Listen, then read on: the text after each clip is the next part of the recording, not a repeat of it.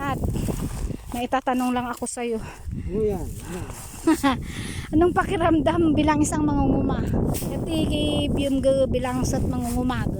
Tigmana, mafiyo amlungay kulaan. Lima. Hapngon. Meron ng lima. Pulag na labas. Nag-estab. Yeah, yan. Ano kinanglan. Palgad. Rumi gago. Mayugo garinisin. Para dilo idara mo view. Para dilo lagenad. Mag-hi di vlog. Ayan o, nag-interview ako sa kanya kung ano ba ang buhay ng isang magsasaka.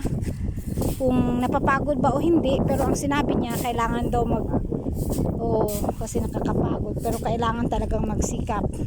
Ang gabag tayo ang dasin. Sa lubag magresek, maana yun dito. Tagak na anda to. Talturusan eh. Dapat sa iyo na lubag to. Nato sa lubag to lang talaamlon eh. Ang tayo ang dagare ba do Colombia. Manam di dalabag, limahay galabag. Salamat. Oo. Yeah, mga kain muna kayo bago kayo mag-proceed na naman mamaya. Kasi tanghali na eh, kailangan magpahinga. Ang hirap daw talaga ang buhay ng isang magsasaka. Grabe. Kailangan talaga magsikap. Ayan ang kanilang mga abono. Ayan. Mahirap talaga ang buhay ng isang magsasaka. Ayan, ang dami pala no. Oh, ayan oh, ang daming abono oh. Yan kasi nga malawak ito oh, malapad pa po hanggang doon pa. No, hanggang doon pa yan oh, dami malapad na kanilang abono. Hanggang doon pa sa kabila, doon. Ayan. Ayan. Dilubag daw si Bag. Na. Naisalok maanap ka na po. Kanit tabaleel dito. May ayok mafiyan, may kape pa doon. Gusto niyo magkape, ayan, no? Kaya hindi pala madali ang buhay ng isang magsasaka. Kumbaga, dugo at pawis ang puhunan.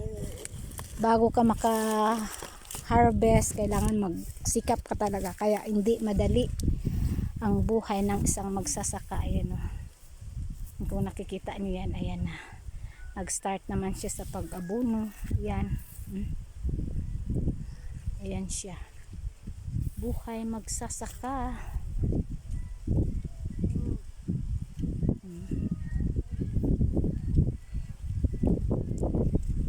Diba? Ang hirap ng buhay magsasaka. Kailangan talagang magsikap. Yan o. Lawak papunta doon.